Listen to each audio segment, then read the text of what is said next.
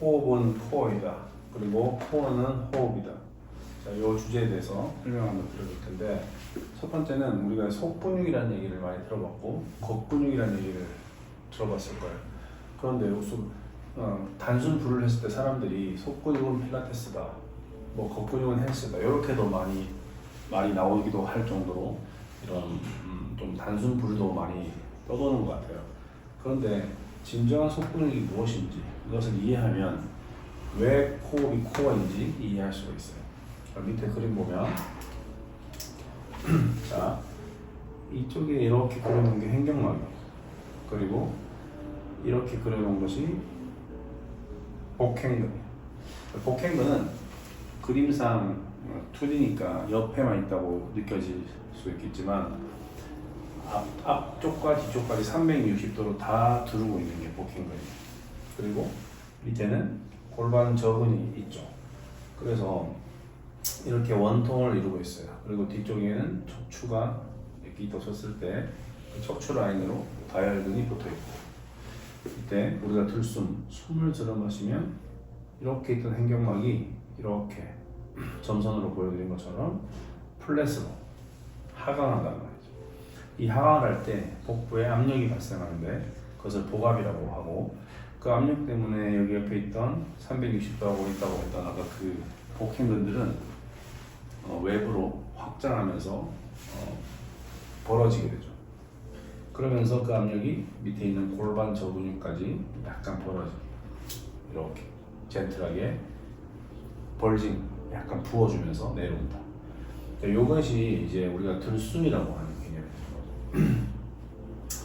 자, 그리고 우리가 날숨을 이라는 것을 한번 들어보면 반대로 얘기하면 돼요. 숨을 뱉을 때, 위로 올라올 때 내려갔던 횡격막이 제자리로 돌아오고 올라오고, 확장됐던 복행근이 다시 원래 자리로 쪼그라들고 3차원적으로 쪼그라들고, 밑으로 확장됐던 골반 저근도 숨을 뱉으니까 다시 제자리로 상승하고, 이렇게 상승하고, 그래서 공기가 배출되는 거죠. 이것을 날숨이라고 하죠.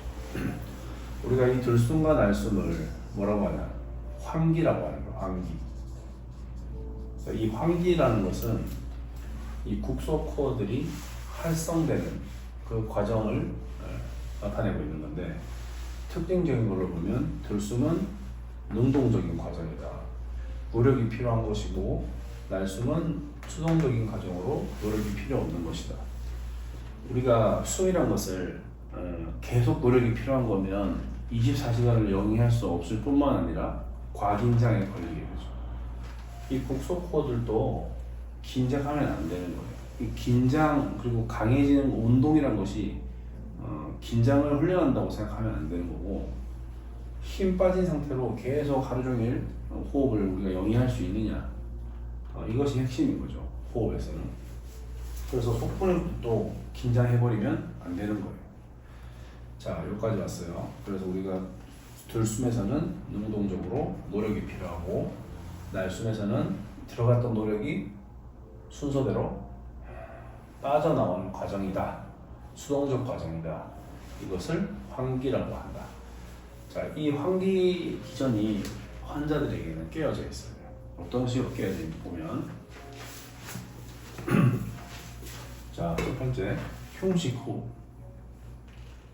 그리고 하복부 호흡, 그리고 골반 저호흡, 이렇게 이제 나눠볼 수가 있는데, 제가 가장 대표적인 거는 흉식 호흡과 하복부 호흡. 흉식 호흡은 우리가 이제 실습을 해볼 때 복부에 힘을 지그시 주고 있어요.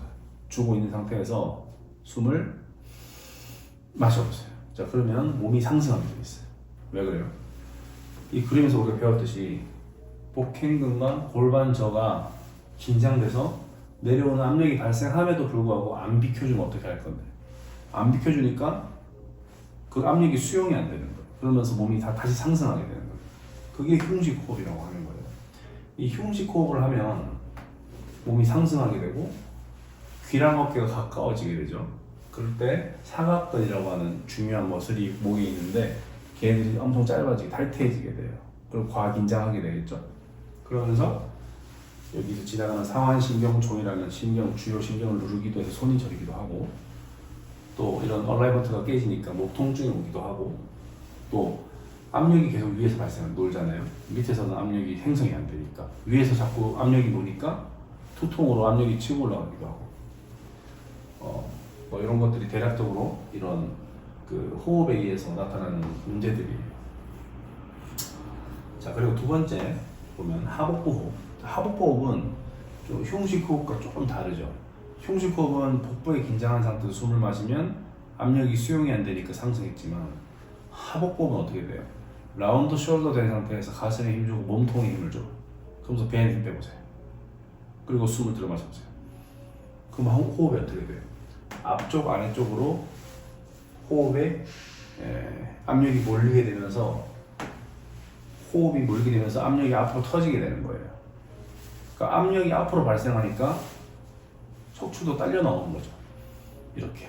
그래서 이렇게 전만 형태가 자주 나오게 되고, 그러니까 허리 통증, 그리고 천장 관절 통증, 그리고 압력이 자꾸 앞쪽에만 머물게 되니까 방광을 자꾸 누르게 돼 있어요. 이런 것들이 또 하복부 호흡에서 나오는 특징적인 것들이에요. 자, 이 세 번째는 많이 있지는 않는데 종종 보이는 그런 케이스인데, 골반저호흡. 골반저호흡은 위에도 굳었고 복부도 굳어 있으면, 근데 골반저만 힘이 엄청나게 저하된 상태, 언더된 상태가 되면 숨을 쉬면 어떻게 되겠어요? 압력이 밑으로만 많이 몰리게 되죠. 그럼 얘네들이 계속 과부하에 대해서 밀려버리는 이런 상태가 되는 거죠. 이 경우는 이제 뭐 출산 후에 나타나는 임산부에게 나타나는 현상이 가장 대표적이기도 하니까, 우리가 일반적으로 만나는 그런 환자들의 개념에서는 1, 2번이 제일 많은 비중이다라고 보시면 돼요. 이제 보시면 흉식호흡과 하복부호흡의 경우는 둘 다 특징이 있어요. 골반저가 과긴장돼 있어요. 일단 우리가 기본적으로 자리에 많이 앉아 있기도 하고, 힘이 없어서 긴장을 많이 해요. 그래서 흉식호흡은 이제 위로 뜨는 거니까 아까 좀 이해 가시겠죠? 복부에도 힘을 주고 있고 골반저도 긴장이 된 상태에서 압력이 받아들여지지 않으니까 상승하는 그런 개념이었고, 하복부 호흡 같은 경우도 복부 뒤쪽에 있는 그 복행근이 압력을 받아주면서 벌어지면서 그 골반저 근육도 살짝 젠틀하게 벌징이 되면서 압력이 이렇게 수용이 돼야 되잖아요. 서로 분산되면서. 그런데 골반저 타이트하고 뒤쪽에 있는 복행근들 타이트하니까 앞에 있는 배만 터지는 거예요. 압력이 앞으로 계속 발생하면서. 그게 이제 하복부 호흡이니까 그것도 골반저 과긴장이 있는 거죠.